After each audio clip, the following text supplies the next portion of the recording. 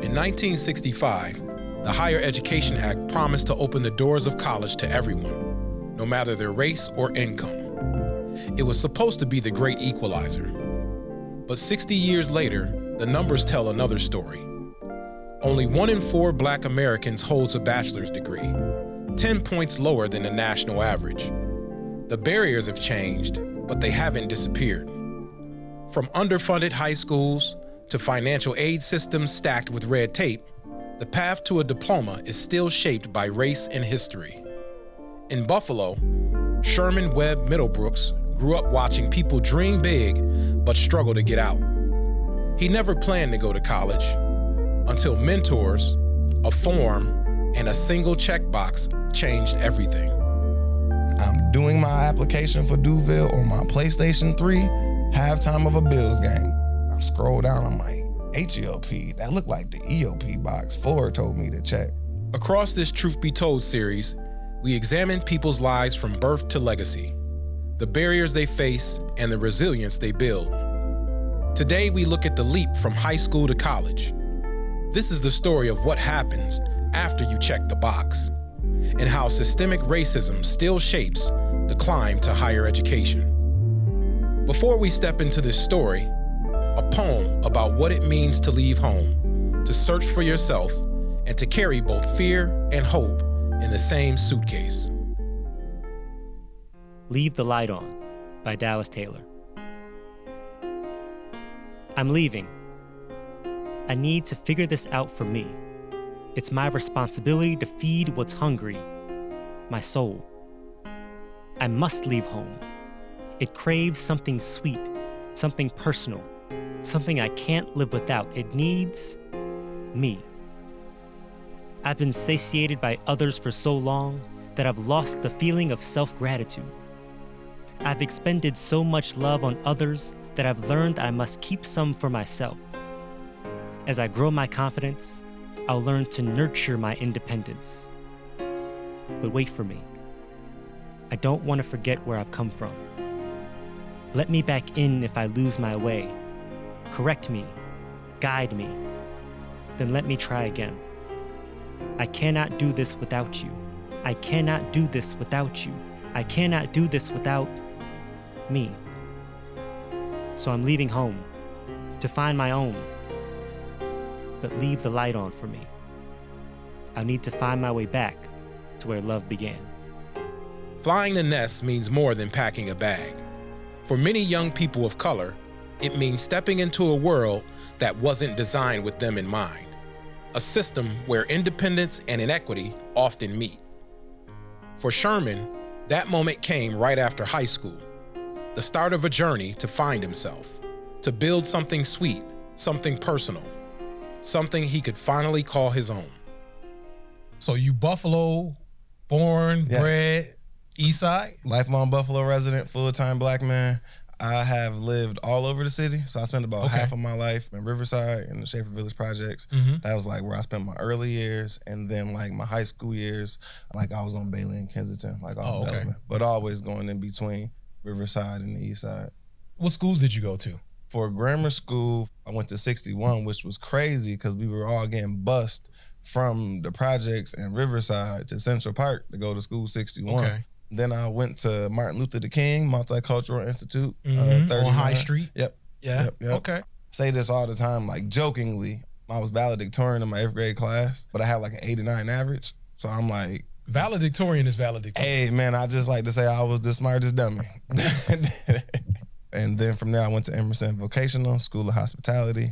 And then from there I went to attempt to get my MSW at UB, which landed me in a whole different minefield that I really wasn't ready for. I want to rewind it a bit. Cool. So what was it like for you in high school, and who encouraged you to go to college? Like, how did college become like, okay, I'm going to college? Like, how did that become an option for you? So like high school was like a blur. Like I was like having a lot of fun. I wasn't really like focused. Thought I was gonna be an athlete like everybody else till like sophomore, junior year, and I got hurt and wasn't no scouts checking for me, so then reality kind of set in. And then like just ripping and running, thinking I'm gonna be a barber or might run the streets. I had an uncle who's successful, lived out of town, but really influential, and basically was like, boy, you either going to the Air Force or you going to college. But every time we talked, that's all he had for me. So you exploring all the options. Yeah. So my mom is like, she'll tell you, like, she's functionally illiterate and she didn't like attend high school. So for her, it was always be better than me, like, but she was always like pushing education. Yeah. But not necessarily, she can't give me what she ain't got. She couldn't give you the roadmap. Right. She just knew I needed to get on a path somewhere.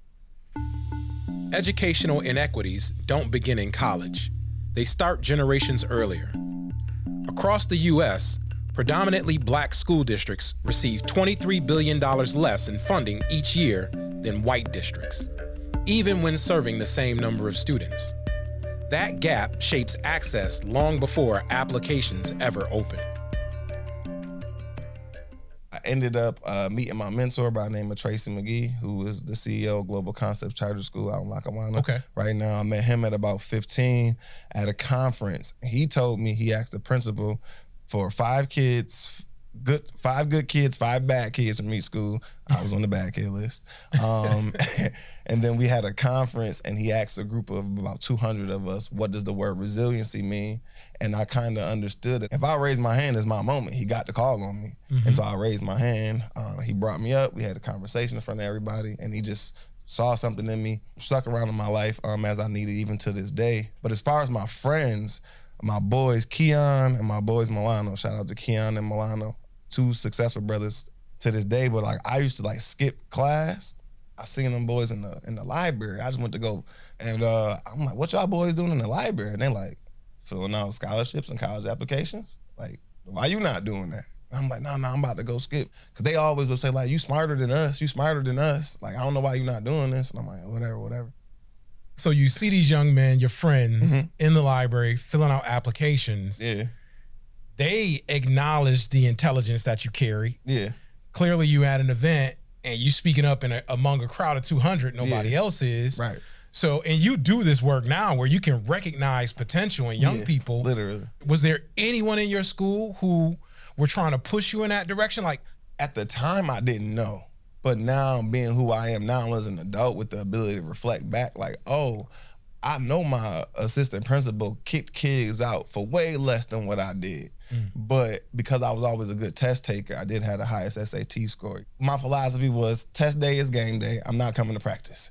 Call me when it's time for the test. I'll show up. I've been paying attention, but I'm not doing this homework. My grades was weird, but I was a good test taker. So the assistant principal, she probably should have kicked me out for some of the stuff I was doing.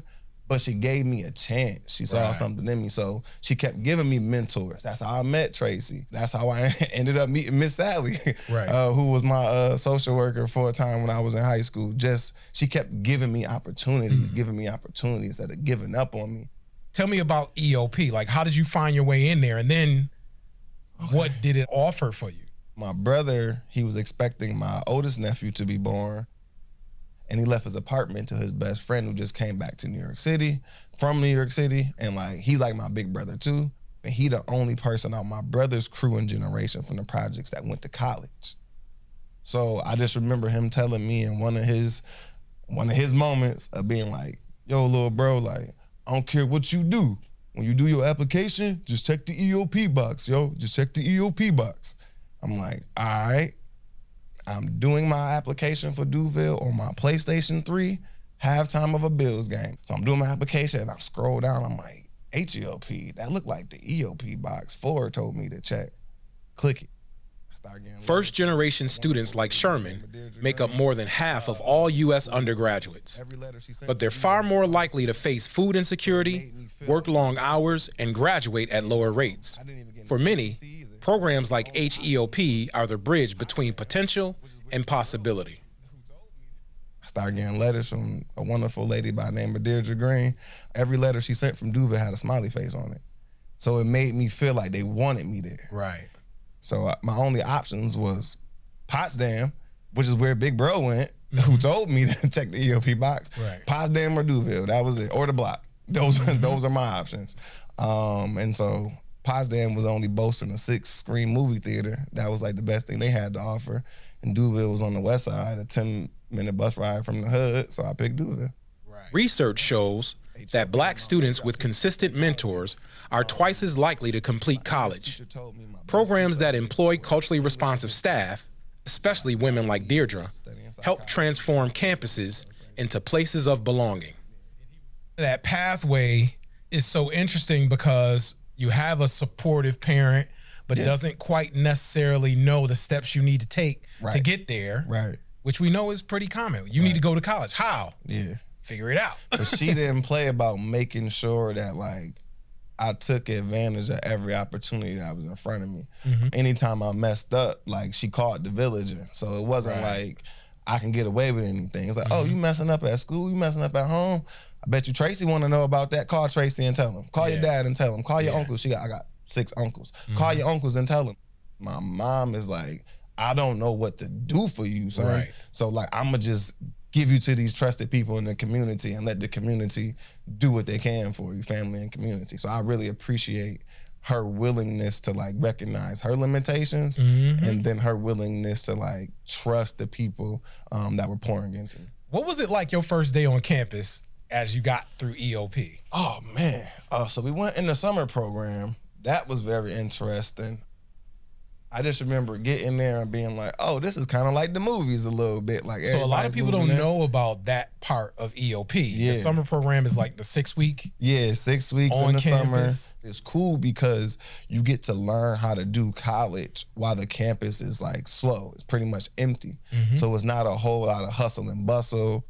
You can kind of get a feel for your environment, learn where buildings are, stuff like that. So when you show up on day one, it's not like a boom, immediate culture shock. I've never been here before, and I got to go to class, and I got to eat something. I don't got no friends. Who I'm going to talk to? You got to go to the registrar's office and sign off this paperwork.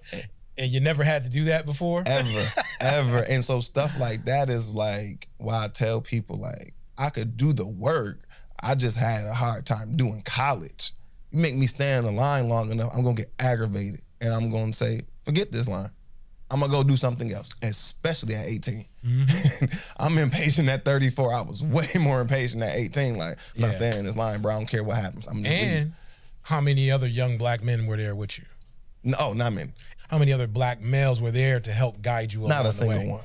Not a single one. So not you on campus. On your own, and you have to figure it out. Absolutely. Those early bridge programs reduce culture shock, but they don't remove the structural burdens: transportation, money, and guidance. Sherman's path felt like walking 2 worlds: the expectations of campus and the pull of the neighborhood. I remember my first day at Duville, my first class was a computer class, and I'm sitting in there. My dad got me this little laptop off of QVC, a cute little notebook, and it was Carolina blue, my favorite color. And I'm sitting there, and I'm trying to type, but I'm typing with one finger because I don't know how to type. And I'm looking at everybody type as the professor is talking. And I remember thinking, like, oh, I can't keep up, and grabbing a notebook, pen and paper, and, like, writing stuff down. So thinking, like, oh, I'm not prepared to be here. I'm like, everybody in here is typing as this man is talking, and, like, I'm not prepared to be here. And then just, man, like, the food. So coming from Emerson, which is, we got food all around. No offense to the people at Duville, but, like, the food there wasn't the best. So, like, it wasn't good. So I was calling my mom, like, crying. Like, I'm hungry. It's hard to focus and study, and I'm angry. And so she would take the bus, 2-3 buses with, like, insulated bags she got from the pizza folks with, like, food in it for a week, like, taking the bus because I would call her crying. So doing stuff like that, working at the Boys and Girls Club part-time, working at the Leaving Our Legacy program through BOCES part-time, having, like, 3 jobs where I'm working, like, 5 to 10 hours a week, piecing money together so I could have money, doing work study. Because, like, man, I want to have money too. I don't really want to sell drugs, but, like, I want to live. I can't call nobody and ask nobody for money. So just having those extra layers of, like, I know what I'm going to eat, how I'm going to eat. Because I might be working in the cafeteria closed. So now that extra layer of logistics, eating bags of beef jerky and drinking cans of V8 juice and eating sunflower seeds and, like, hurrying up and laying down while my stomach still feel full. Because if I stay up any longer, I'm going to be hungry again. So, like, those kinds of nights, I think, like, forged me to be as resilient as I needed to be, though, and to not, like, give up. Sherman's story reflects a national crisis of student hunger. A 2023 survey found that nearly 40% of Black college students experience food insecurity, twice the rates of white students, often forcing them to choose between eating and attending class. That insecurity can make students take desperate steps. National data show that Black students are more likely to rely on federal aid and to carry more loan burden, stresses that shape the college experience. You mentioned you went to School 61, which is now called Arthur O. Eve. Yep. And we know that Arthur O. Eve is the one who got the legislation passed for EOP to exist. Yes, I think when I walked into that school, I just thought it was a beautiful full circle moment. Like, I never met Arthur O. Eve, but like, I know like that legislation like literally changed my life. They give you 5 years or 10 semesters. The first 2 semesters, I was on academic probation and my major, academic probation in general. The only thing I wasn't on probation on was in the legal system. Like, I was on every probation on campus. And had I only had 4 years, like, I probably would have had to pay out of pocket that last year. I wouldn't have got the resources and support and people saying like, hey, this is where you messing up. And them identifying like, you commuting. Like, let's get you on campus because you missing class. I was staying on the east side. I wasn't feeling like coming away from the east side to come to the west side on the bus every morning when it got cold, like not doing it. And so they got me on dorm. So it was a bunch of different things that they set up for me to be successful. Programs like HEOP give extra advising and wraparound help. Sherman says those staff members literally kept him in school, doing paperwork, waving him through lines, and explaining how the system works. That consistent adult contact often determines whether a student stays. I had somebody I can call. Right. You know what I'm saying? Like, oh, this teacher tripping, or like, I don't think I'm being treated right, or I don't know what to do. I immediately got people I can call. I can call D, I can call Bev, I can call Tina in the office, and they like, okay, Sherman, we'll get on it. We talked about this cultural shift and adjustment. Right. Because you're going into this new space, you don't see people like you. At all. It does add a little bit of heaviness to the responsibility of being there, right? Yeah.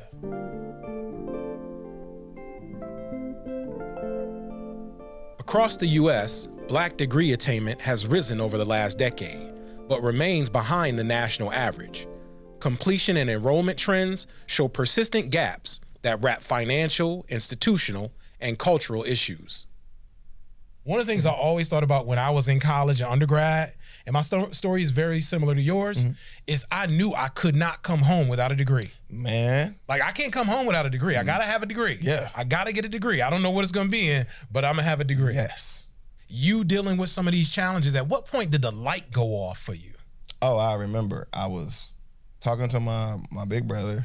We was in the projects and we was chilling in the living room, and I was just telling him, like, just talking to him.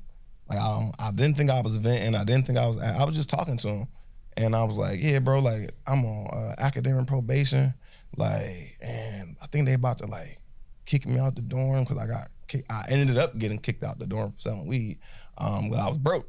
So, and I'm telling him all this stuff that's going on. And he like, so you mean to tell me? And I understood his situation when he went off to college for 2 weeks without a meal plan. And he was calling the family crying to come back, and he didn't finish. He didn't go back. So he was like, you know what I went through? And like, they paying for your tuition. They paying for your books. They paying for your food. They paying for your dorm. They giving you a bus pass. And they give you a monthly check. And you effing up. He didn't say effing either. And he got up and walked away. And I'm like, oh, this not a conversation. And like the silence and disappointment and the disgust, the side eye that he looked at me with when he got up and walked away into that kitchen. Yeah. I made the dings list ever since. It was that moment. Like, I didn't really think about it like that. Like, I'm about to blow it. Right. And then what? I'm gonna be back in these projects? Hell no. No. So it was that moment that everything shifted. I was like down on money. Work study checks wasn't coming as frequently. And I'm a college student, but I'm from the hood, so like I know how to get it, and everybody here want it. So it's kind of supply and demand. When everybody around me want it, and so I just got lazy, and I was serving folks who weren't students. And then we had a hearing, and luckily Tony Spina and Yolanda Wood, shout out to them, they had my back. And they was like, this young man has tremendous potential. He's a local student. So like they were gonna kick me out of school. And they were like, how about we just kick him out the door and make him persona non grata and he could commute. And they was like, Mr. Webb, are you okay with that? And I was like, I gotta be, because I can't not show up with a degree. Right. That led to me being there 9 to 9. So I would get on campus at about 9 a.m., first class at 11. And because I didn't have the internet at home, I didn't have a computer at home, everything that I had to research, write, and type was on campus. Yeah. So I wasn't leaving until that last bus came at like 9:30 or 10:30 or whatever. So was it a matter of this conversation with your brother that allowed you to get your academics on board, or was there some type of catching up there that you had to do? There was definitely some catching up that I had to do, but like my professors were amazing. Rest in peace, Dr. Patricia Abbott, who just recently passed away. That lady stuck her neck out for me a lot in those rooms. And she didn't hesitate to tell me. Like, they wanted to kick you out. Matter of fact, my first day, she told me that I didn't even have the grades to get into the program, but I wrote such a compelling essay that she wanted to take a chance on me. So don't make her look bad. So every time I messed up in a class, whether it was her class or not, Mr. Webb, you're making me look bad. I stuck my neck out for you. So I appreciate Dr. Patricia Abbott taking the time to like check me and remind me like, folks fought for you. You weren't supposed to be here. Right. You need to know that. I had 2 more years left. In those last 2 years, I was made the dean's list. So, because I just like, nothing else was that important no more. Right. Not chasing girls, not trying to make some money, not trying to have a good time. Like, and I never really was a partier either. Just a whole lot of just humbling myself and like using that voice and mentality my mom used to have on the phone when she would call the light company or gas company and try to get an extension. How you gotta humble yourself. I'm not gonna act entitled. Like I messed up. I didn't do what I was supposed to do. I need to come to you, hat in hand, and explain to you I messed up. It's a debt to the people who gave me the opportunity. My goal was always proving people right. Prove the people who believed in me right. So you were the first in your generation to graduate from your family. Yep. What did that day mean to your mom and to your brother and these folks who kind of stepped in to support you? Oh man, I remember my mom saying like, we did it. And I'm like, we? You ain't write a paper. You ain't take a test. When was you up all night studying and reading these books? But then I thought about it like, you encouraged me to keep in contact with my mentors. It was times I walked into Dee's office just randomly and you was on the phone with her checking up on me. So like you were calling my counselor to make sure I wasn't messing up. And like, you didn't have to do that because now that meant that my counselor gonna pay me more attention than maybe the other kids that's on campus because my parent is following up. And so you didn't have to get on the bus all those times and bring me all that food or let me hold down your food stamp card over the weekend. Like, there was, okay, you right. You didn't have to encourage me and say, son, you have to be better than me. So it was those moments. My dad, who spent 30 years in a factory, he had an apprenticeship program at the factory he worked at where you could bring your child to work with you over the summer. And I always asked, why you never brought me to work with you, Dad? And he was like, I never want you to think this was an option for you. Factory was never an option for you, son. And so those moments, having that with my pops, I'm like, okay, I made him proud. But my grandfather, that was like my first friend. I just remember saying, like, I don't care who comes to my graduation, as long as my grandpa does. He was in a nursing home and his health was like severely declining. I just remember sitting through graduation, rushing and being like, all right, get y'all pictures in and let me go to the hospital. Everybody get y'all pictures and I'm going to the hospital. I wanted my grandpa to have that moment with me. Like, that was my first friend. The way I interact with young people is how my grandfather interacted with me when I was a kid. That's the only way I know how.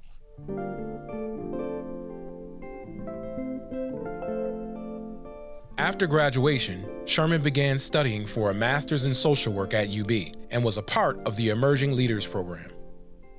I hated my time at UB in the MSW program, and I don't make no qualms about it. Like, I hated it. one of the main things that I struggled with was like the people who ran the program held the exact opposite identity as to what I hold. A lot of times where I wrote papers that was coming from the perspective of a young black male, they were tearing apart, like, why are you writing about this? Why is everything you're writing about black people, about masculinity, about, why not? This is what I'm interested in. This is the community I'm gonna serve. And when I was at Duville, my professors encouraged all of that. I didn't feel like seen or represented. I was often the only male in the class, the only black person in the class, and the only person from the city of Buffalo in the class. So I felt like it just wasn't the most conducive environment. Representation on campus matters. Students are more likely to meet people of color in service roles than in faculty or leadership. National data show faculty remain predominantly white. Roughly 3/4 of faculty were white in recent NCES reporting, and people of color hold fewer senior leadership roles on campus. Frustrated, Sherman left the program. They set me up with a mentor after I had dropped out, Professor Kelly Patterson. She kind of asked me what was going on and why I left the program. And part of it was because my schedule, I didn't make my schedule. I was working a full-time job and I had to do like a full-time internship. Now I'm like living on my own with my girlfriend, like, and she not working. So like, I gotta pay all these bills and like, I gotta work an internship. And the like, internship is like working a full-time job. Right. I have such an emotionally intensive internship, an emotionally intensive job, and an emotionally intensive like class program that I'm pursuing. And like, I legit, like, I went to college, I enjoyed the drink. I turned to a full alcoholic. I ain't even gonna lie to you. I was just so stressed and nothing made me feel better than like just getting drunk after class. Like, just Forget about everything. Forget about everything, forget about assignments, numb, feel good, not feel the pressure of like, I'm behind. And then the more you get behind, the harder it is to like see your way out of it. The easier it is to just skip class and go get drunk. And then like next thing I knew, like I was proving people wrong who like fought to get me in the program. And then I had to deal with that. You made some connections at UB that were instrumental in kind of helping you turn things around too as well, right? Absolutely. So meeting Kelly Patterson, she informed me that UB had just recruited Dr. Chris and Noel St. Vil to come up to UB. And I'm like, who's these people? And Professor Sims came. So I'm sitting there with all 4 black professors, and I felt like they was recruiting me to come back. And when I met Dr. Chris, he came in looking like he walked right out of a Wu-Tang Clan video set with I think he had the Scully to the side, the Timbs, and the Honor Fatigue I think he coat. still got the Scully. Yeah, he do. He do. And I'm like, yo, is this Method Man? Like, he's a professor? He's a doctor? I could be that. And it was seeing Dr. Chris that made me be like, all right, I'll go back if I can take a class with him. But if I can't take Nationally, a class with him, then I ain't interested nearly in going back. 3/4 of college faculty are white. Fewer than 6% of full-time professors are black. That lack of representation contributes to the isolation Sherman felt. And it's why mentors like Dr. Christopher St. Vil mattered so deeply. Can you tell me a little bit about what you've been able to give back to young people who may remind you of yourself? Oh, that's my whole life's work in my career.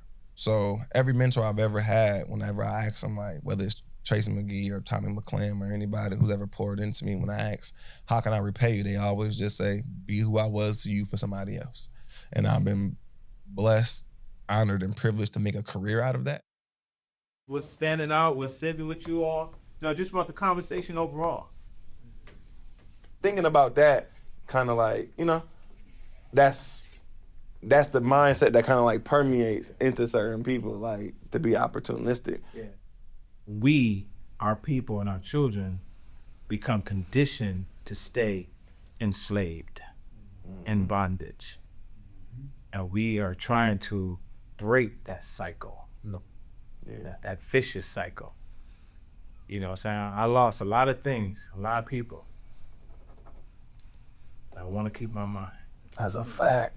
That's mental rent.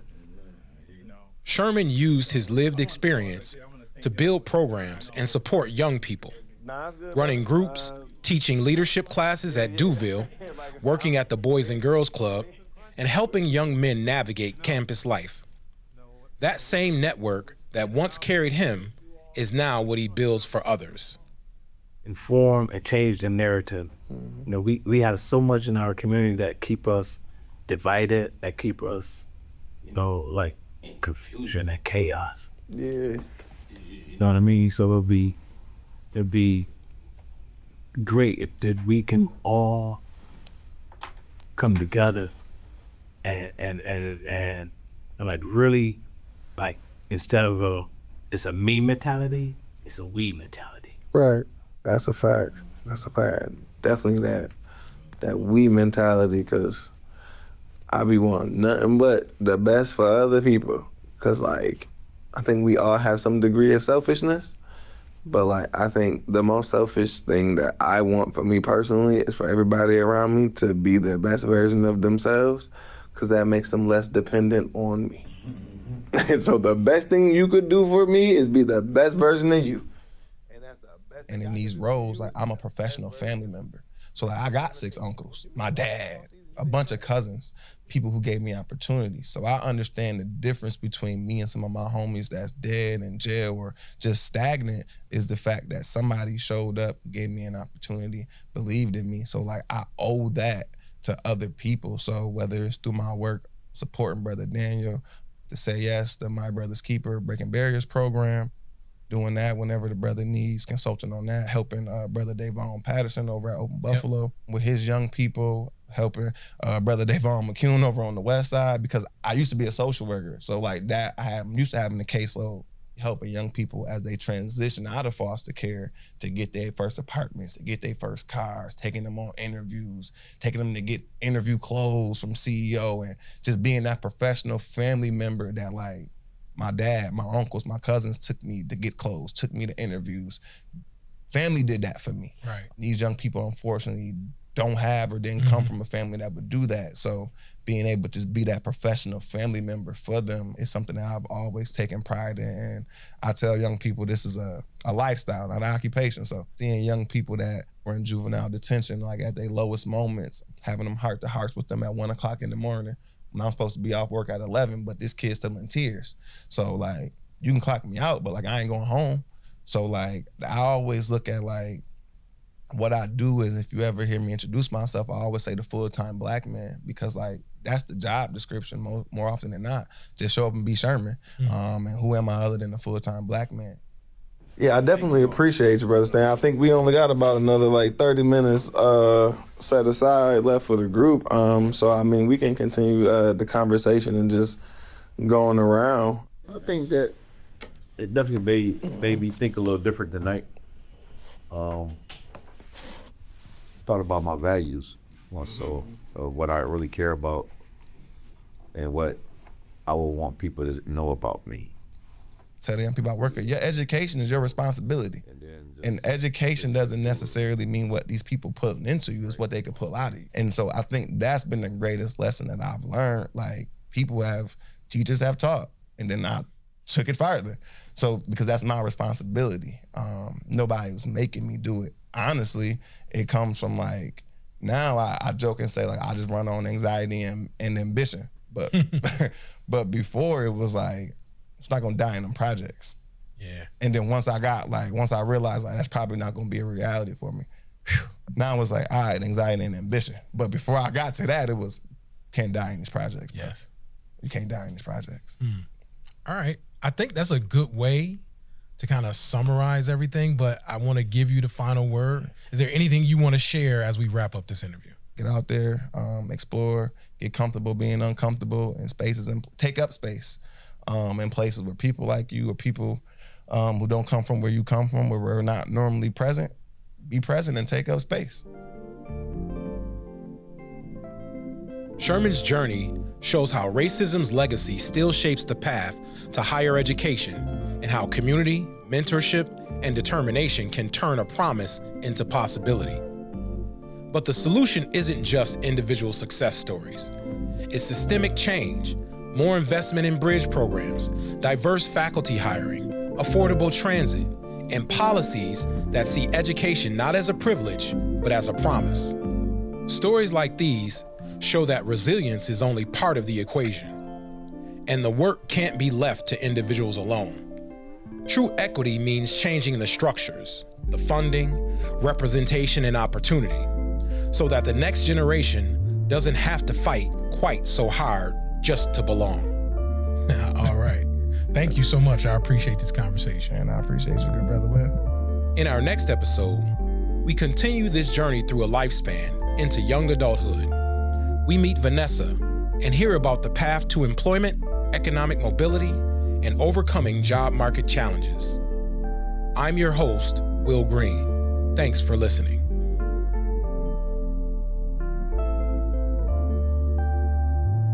Truth Be Told is a production of Buffalo Toronto Public Media and Cruise Control Media in collaboration with Clementine Gold Group, LLC, and WUFO.